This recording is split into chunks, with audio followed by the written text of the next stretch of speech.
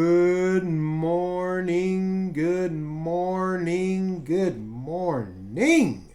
The sun is shining, the birds are chirping, and you are breathing. Today is Tuesday, February the 7th, 2023. My name is Stephen Carnegie, and welcome to This Is Just a Thought. Today's word of the day, ragamuffin, which means a ragged, often disruptible person.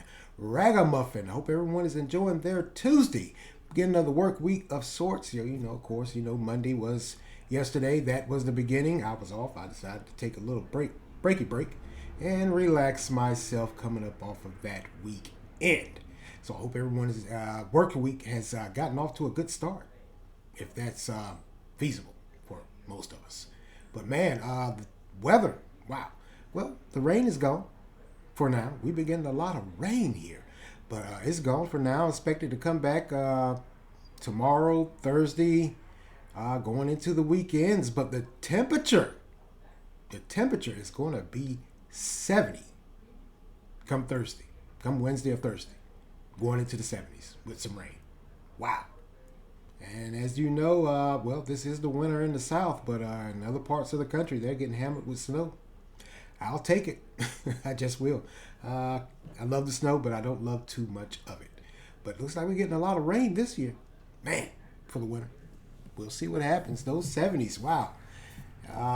Maybe in early spring. Even though the groundhog, I believe as the saying goes last week, the groundhog saw his shadow, so it's supposed to be 6 weeks or whatever, or more bad winter weather. It doesn't look like it's going to hit here. With all of this rain and warm temperatures, it just equals another winterless winter. Just does. Man.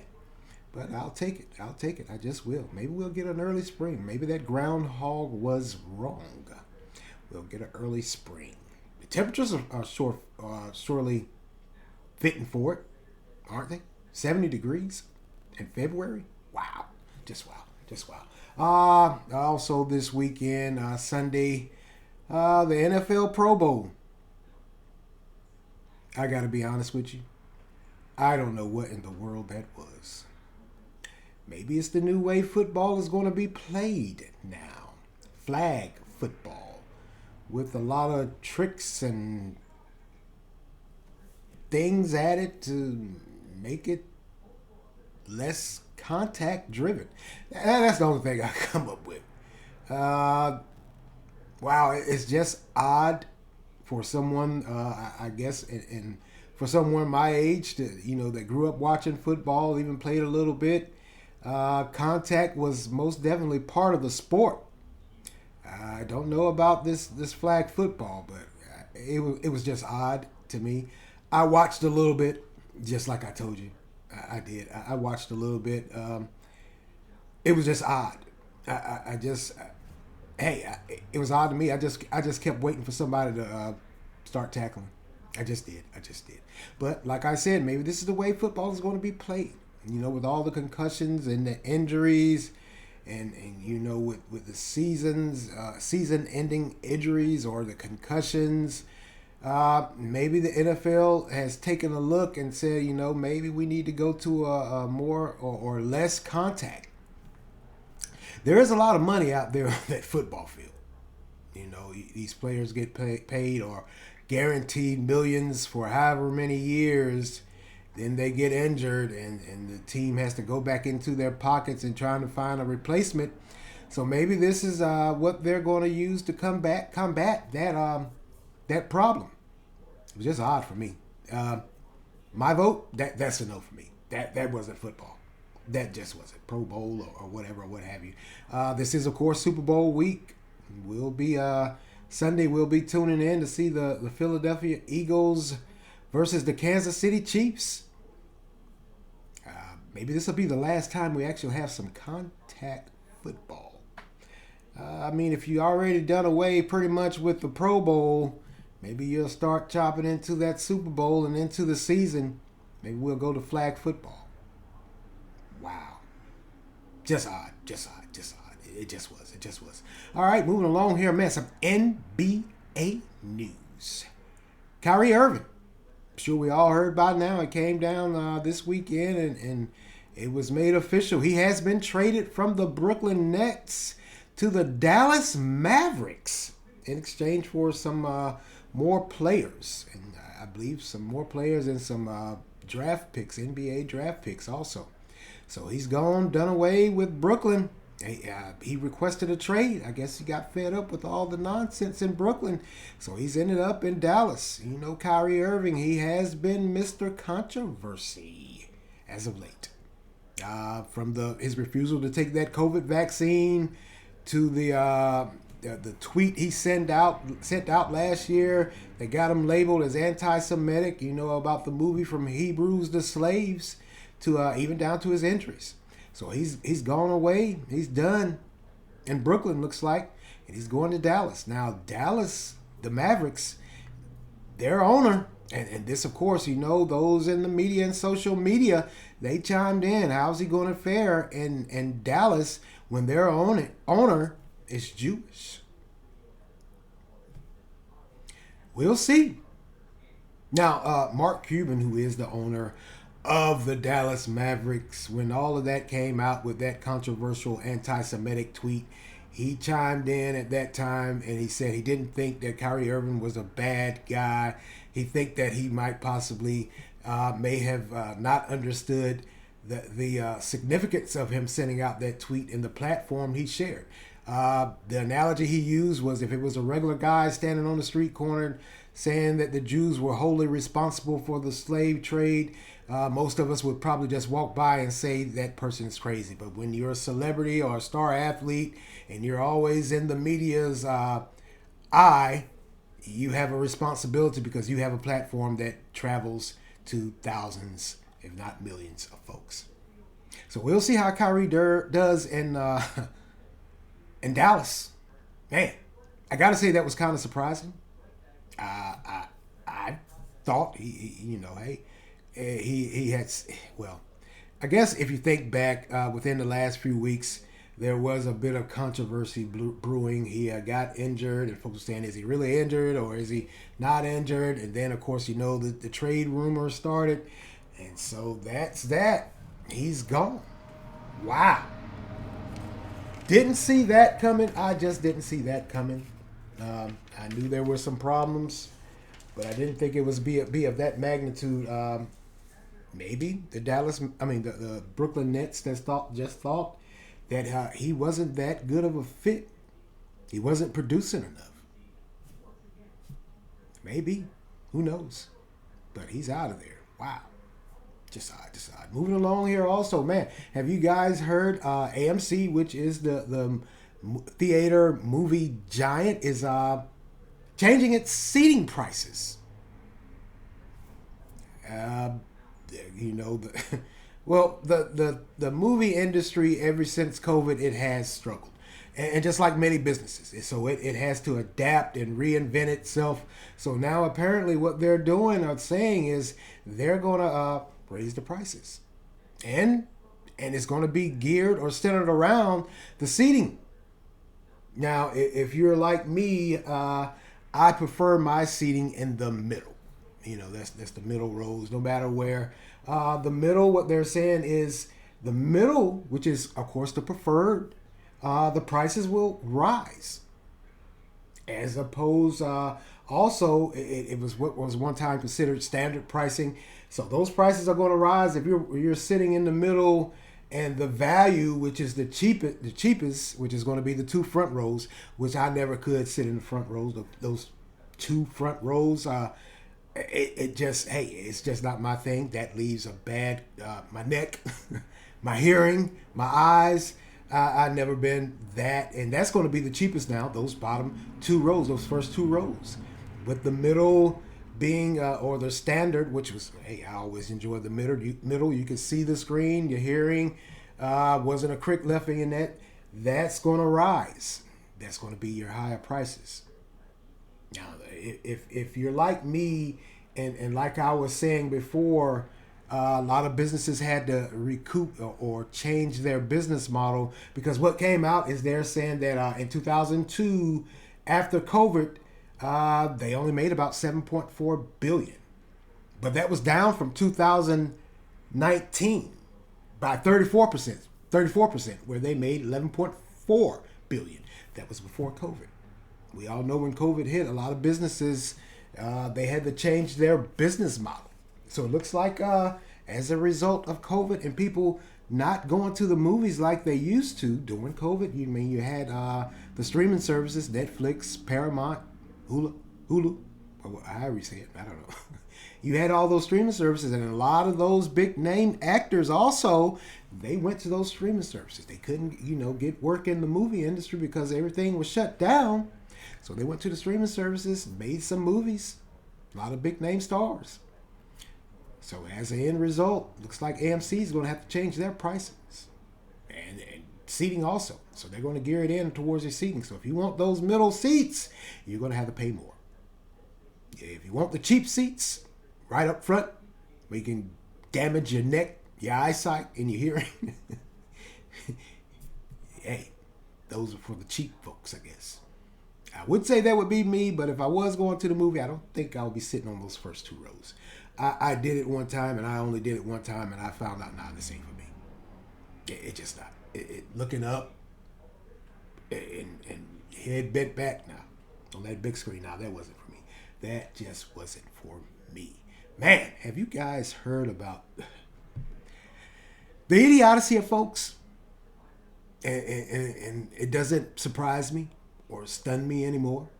Maybe that's a bad thing. Maybe it means I've become acclimated to folks and their nonsense because the FBI thwarted a power grid attack.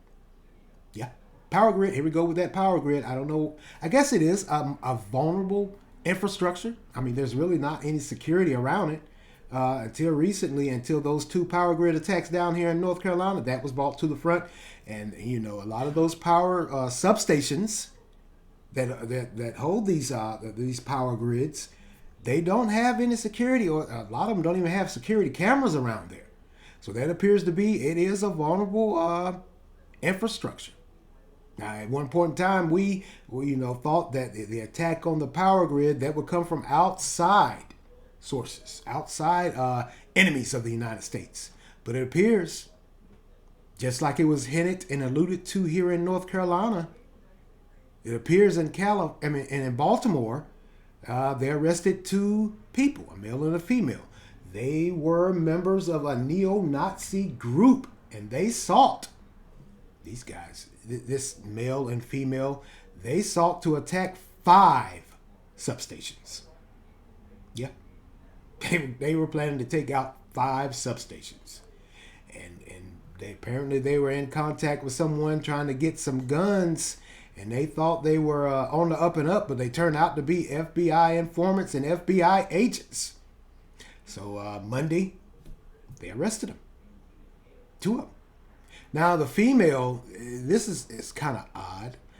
The female, in her talks with the CI, she disclosed that, yeah, of course she wanted to attack, send out a message by attacking these substations, and that also she wanted as many guns as she could get her hands on, and also she was dying.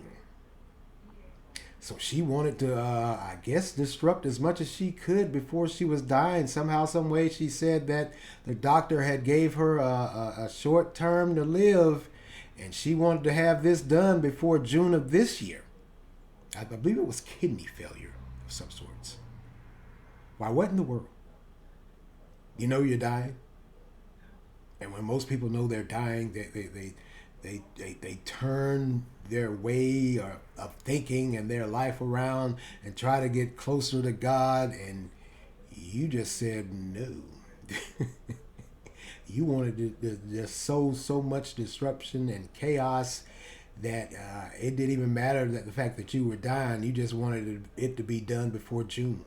I guess that's the prognosis she got, that she would be going on to glory by June of some sort of this year. I don't know.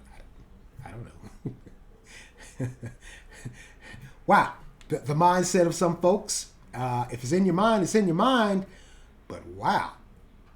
So doctor told you were going to die, and in your answer, instead of going closer or trying to get your soul right before you get up out of here is to sow so much discord and disruption that you were going to attack you and your little friend who's a known neo-Nazi somehow, some way from Florida. And you guys were going to get together, get all these guns and whatever, what have you, and shoot up 5 substations. And your planned or targeted time was what you knew to be when power was at its highest demand. So you were going to do it during the time of the day where folks were trying to heat or cool their houses or homes. And you were going to shoot it up and just send the entire city, because this is what they said. They wanted to send the entire city into chaos. Why, of course. Baltimore is a heavily populated city. Might even be a metropolitan city. As opposed to here in North Carolina, out in the rural areas. And we saw how much of a disruption that did for the rural areas of North Carolina. Imagine the chaos and calamity it would cause in Baltimore. And also Baltimore is a heavily populated Black American community. So I guess if you follow the mindset, a mantra of these 2 individuals, I'm using that term loosely, 2 individuals, I guess that would spur, like I said, chaos and calamity along the lines of rioting, crime, looting. I guess you get the desired effect. If that's what you're shooting for, no pun intended, by the way. But if that's what you're shooting for, I mean, why not go to a heavy populated area, whether it be minority or not heavily populated? You take the power out, folks can't function. And here comes the rioting and looting. That was their desired effect, and they were shooting for it. But of course, the feds stepped in and arrested them. Now, if they are tried and convicted, they are going to face, or they're going to be tried for conspiracy to destroy an energy facility, which they could face up to 20 years in federal prison. That lady, I don't think she's going to do the 20. She's already got a diagnosis that she was out on her way up out of here. But wow, the thinking of some folks.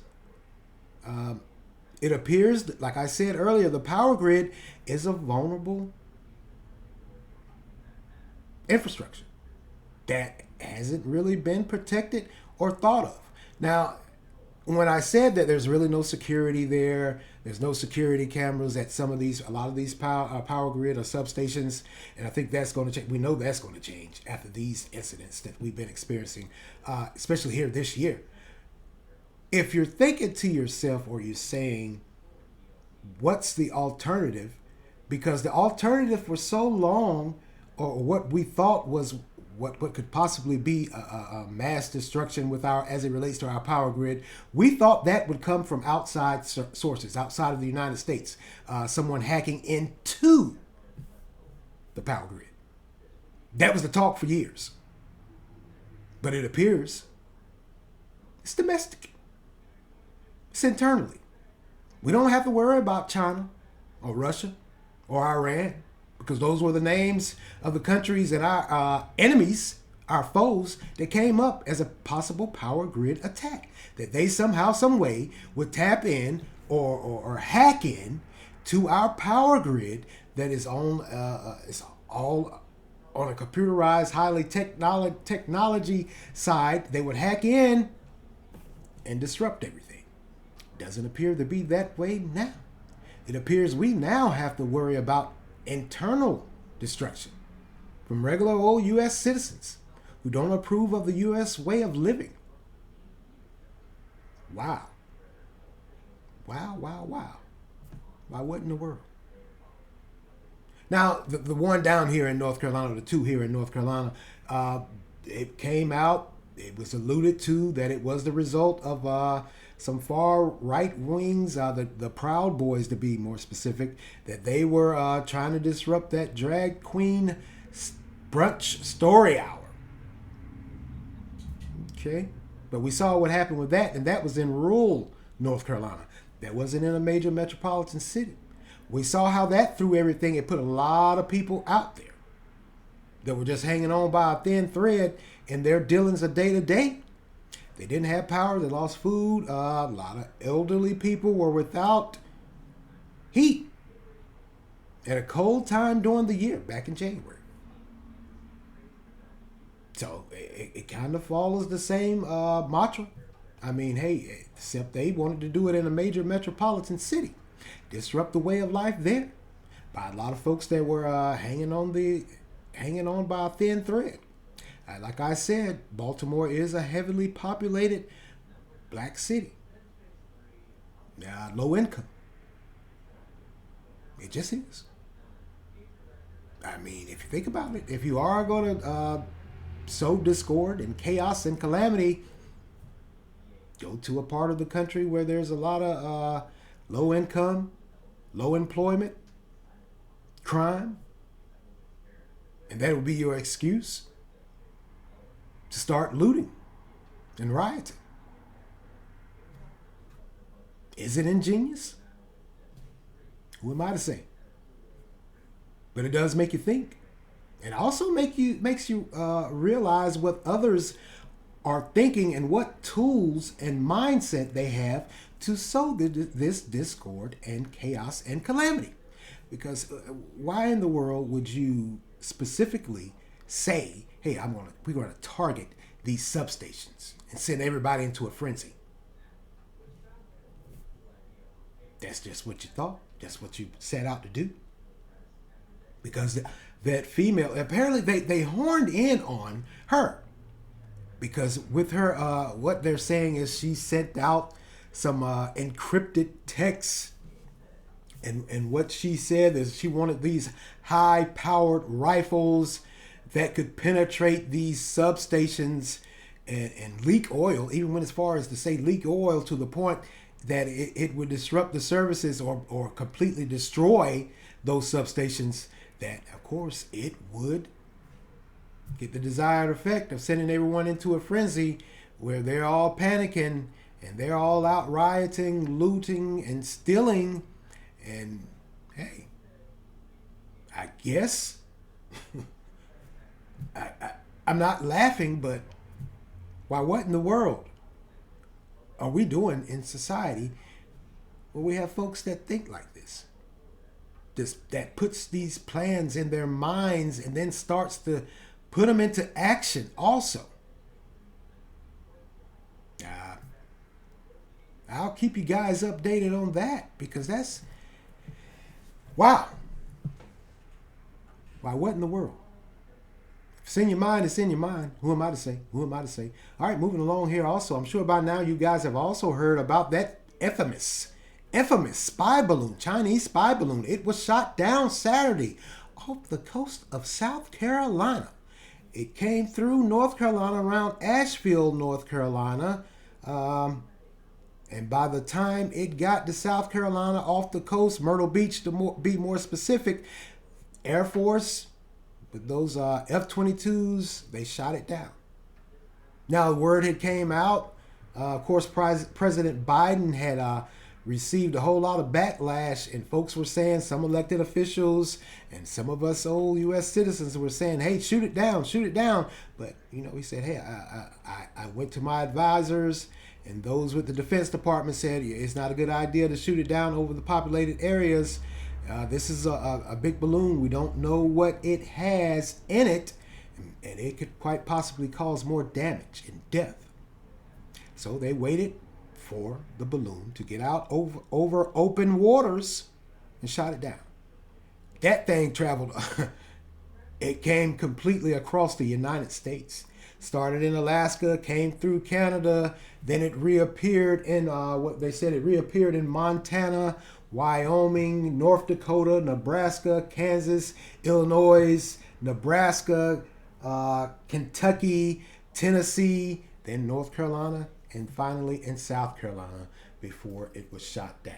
So it pretty much came through a huge portion of the United States.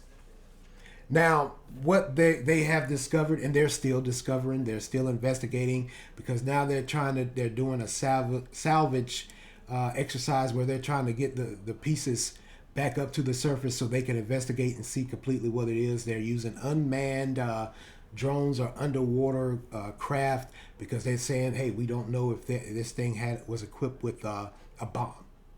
Because there was a tech bay that was up under it that was about the size of 3 school buses. And that tech bay, it housed or homed, of course, those high definition cameras. And it housed a rudder for maneuvering. So it could stop, turn, do whatever it needed to do to get to where it needed to, or maybe zoom in with those high-tech cameras. And it also had a transmitter, they're saying. Now that transmitter, where was it transmitting to? Well, it was a Chinese balloon. Belonged to China. So they say. So where was it transmitting to? And also, they haven't confirmed, but they're saying it quite possibly could have had a self-destruct mode. Well, where if you got close enough to it, or if maybe got enough data, it could have somewhere could have hit a button and it could explode over the populated area. Same thing, we were screaming to shoot down. Apparently, this thing was equipped, armed to the teeth. Now, also what came out, which I kind of found odd, but not too odd, because a lot of time us as civilians who are feel threatened or whatever or what have you. Apparently, there was a sheriff. I believe it was here in North Carolina. He got on social media Saturday and he said, "Hey, hey, hey! Please do not shoot up into the air. You don't have firepower like that." I can't make this up. Apparently, maybe there was someone somewhere that got the bright idea when they saw it, they were going to shoot it out the sky of the damn self. Maybe they thought old President Biden was taking too long. Hey, in panic mode, we often do a lot of things that don't make sense. And that most definitely to me wouldn't have made much sense. I don't care how close it appeared. It did. I mean, looking at the camera footage, it did appear close, but that thing was however many thousands of feet up in the air. You ain't got no gun that can go that high. Your little AR or your little double-barreled Mossberg can't go that high. It just can't.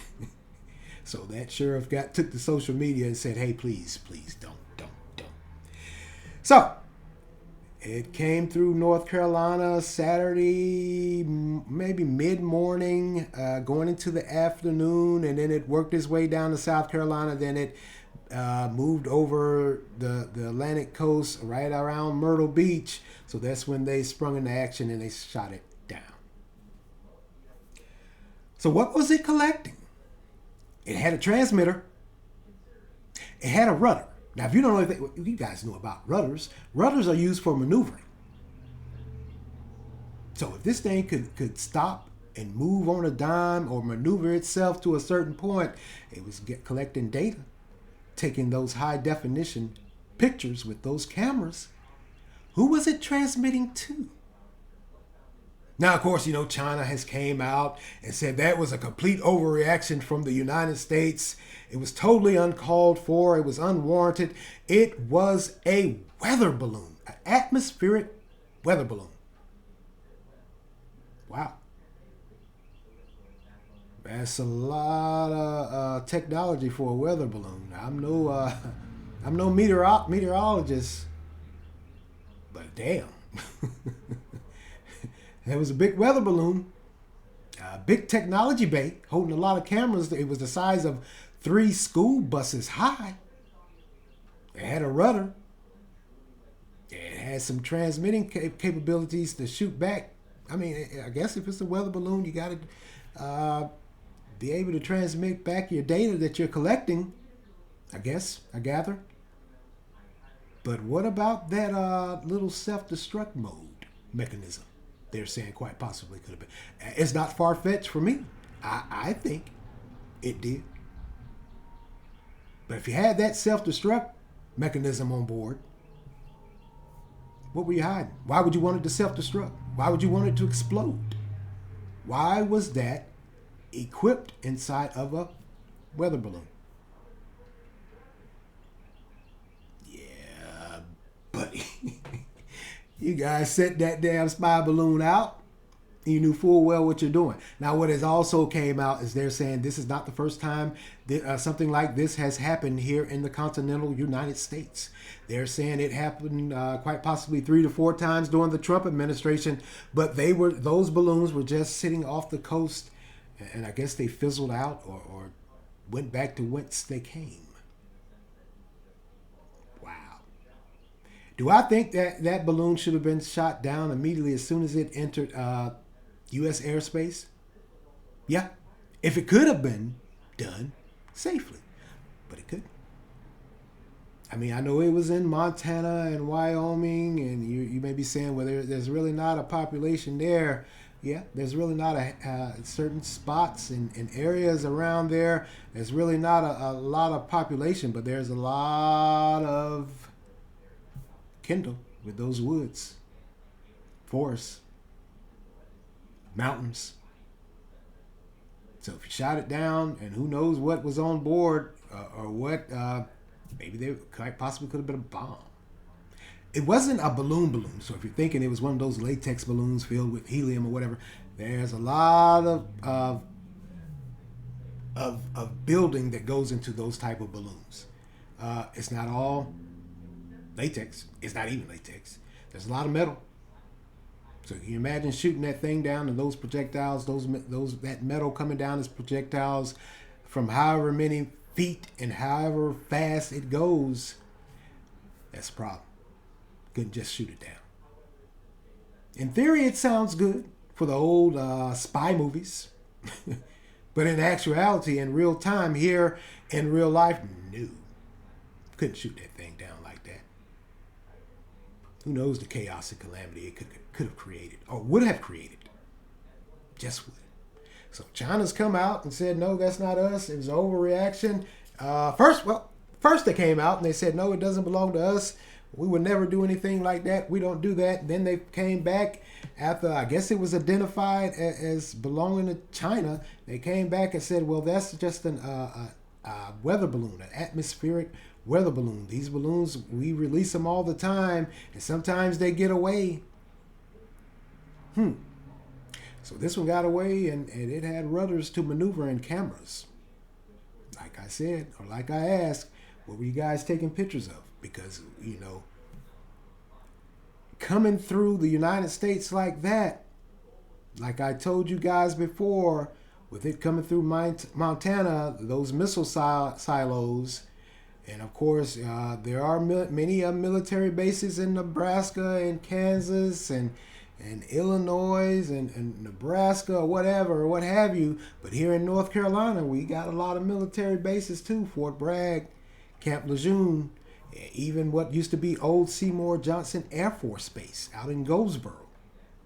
These are military installations. These are military installations that in time of trouble, the U.S. calls them to actions, and they drop what they're doing just like that, and they go. So from the standpoint of mindset of it being a spy balloon, yeah, I believe it. I can see it. Not just those missile silos out there in the Northwest, but military installations here in the Southeast. You guys were on a fact-finding mission. And with them saying that it possibly 3 or 4 times during the Trump administration, and they're saying that it may even have happened before then, you guys were just testing the waters, and this time you actually brought it into U.S. airspace and let it go across the U.S. continent. Got your desired effect. Still no word on if it was able to transmit all the data that it collected. Because I believe it appeared back Wednesday of last week. So from Wednesday all the way to Saturday, it traveling through across the United States like that. It got a lot of data. A lot of information. Good job. Just was. You got to admit. It was a good job. Good job. Just was. Strange times we are living in. Almost like the Cold War is coming back. Wow. Just wow. All right. Let's go get it. Well, today is Tuesday, February the 7th. And President Biden is going to deliver his second State of the Union address tonight. I'll be at work. I'll be getting off right when it starts, so I'll be tuning in. Can't wait to hear what he has to say because the country is struggling. It just is. There's no way. I don't know what else to say. It's struggling. A lot of people are chiming in. They're saying, well, what is he going to talk about? He has a lot to talk about. The inflation, and they're saying there isn't any need or alarm for inflation like they had predicted was coming at the end of last year, the beginning of this year. Some economists are pushing it back to later this year, and some economists are saying, hey, there's no need to worry. Everything is copacetic. So that's most definitely, the U.S. economy has to be at the top. And now with this debt limit quite possibly being raised and the inner fight that's going on in the House of Representatives with between the Democrats and the Republicans are saying no, we want spending cuts, and the Democrats are saying no, we don't need any spending cuts. We need to keep it just where it is. We need to raise the debt limit a little bit so we can rebound. The economy can rebound, which I quite possibly never quite understood. I got to be honest with you. If you have too much spending going on, don't you think you should stop until you can build up and then quite possibly spend some more? I mean, you and I in our own households, in our own day-to-day living, when we find out that we're spending more than we're taking in, we start making cuts. We stop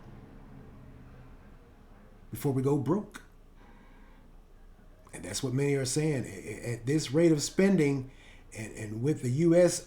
owing all of this money out to different countries, it's going to send the U.S. economy into a whirlwind downhill. We're going to be broke. And inflation is going to be the least of our worries. I've even heard talk of a depression because of overspending. So he most definitely, I would hope he talks about that. He has to. What's the plan? I personally can't see spending more than you're taking in. If you're spending and you already have a debt, how is that going to help you in the long run? Yeah, maybe you guys know something I don't know. I just don't. Now back to that inflation debate. Of course, like I said, the Democrats are saying, hey, the economy is looking good. It's rebounding slowly but surely. They are saying it's been gain in employment. And there has. But also, a lot of the big tech companies, they have announced they're laying off or firing folks because they can't keep up. Their spending's off. So it appears the gains that we made in employment has also given way to a lot of big tech companies having to let folks go because they can't keep up. Wow. And I also wonder, of course, is he going to talk about those classified documents? Is he going to take full responsibility for those classified documents that have been found in his Delaware home and in his office in D.C.? Or is he going to say, once again, it was sloppy staffers? Okay. We'll see about that. I think you should take full responsibility. At the end of the day, in my opinion, it's your responsibility. They were given to you. If you have sloppy staffers, you just have sloppy staffers, they were given to you. Now, you and I, in day-to-day dealings, something like this, if it's something that's placed in our care and responsibility and something happens, we are held accountable. We are responsible. So is he going to talk about those classified documents? I think you need to address that. And another thing, which I really haven't talked about here on This Is Just a Thought, funding for the Ukraine war, the Ukraine war with Russia. Oh man, billions with a B has been sent to Ukraine. Where's all this money coming from with the U.S. economy teetering on inflation, or what many say high inflation, or what many say quite possibly could be a depression if we don't get the spending under control? But the U.S. so far has spent or sent upwards of already over $45 billion. Some have say $100 billion has been sent to Ukraine in aid, money, arsenal, missiles, and Ukraine still asks for more missiles.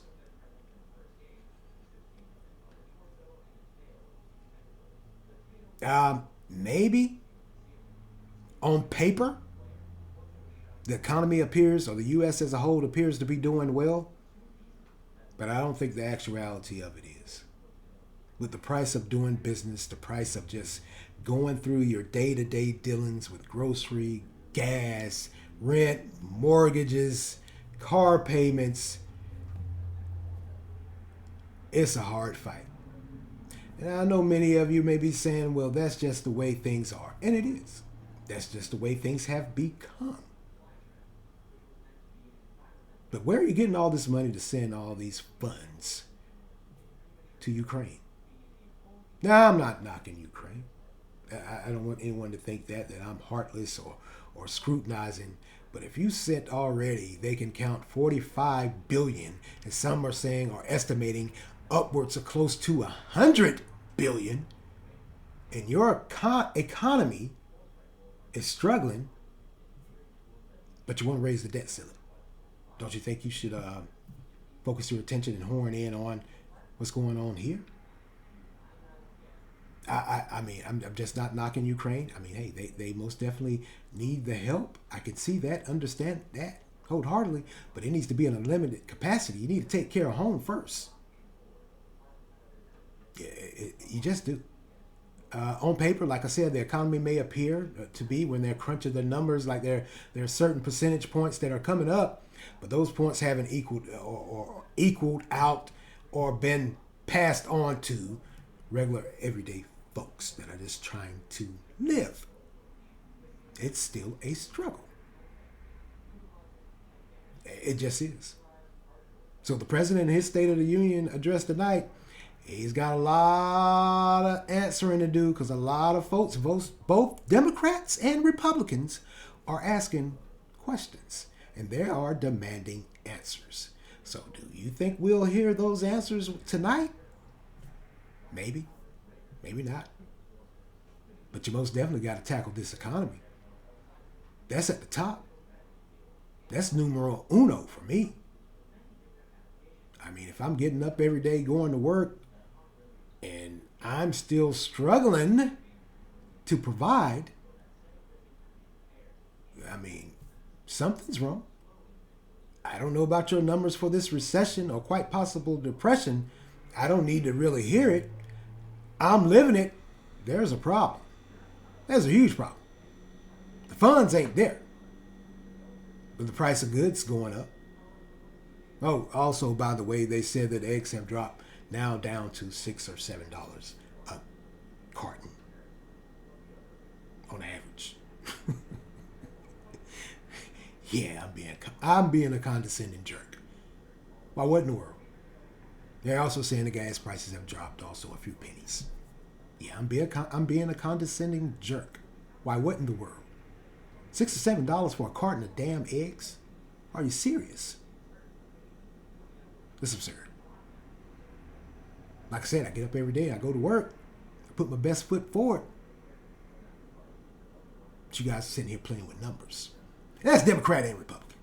Just is. You guys are playing with numbers. That's all. So now you're going to get on your little soapbox tonight and taunt how well the economy is doing.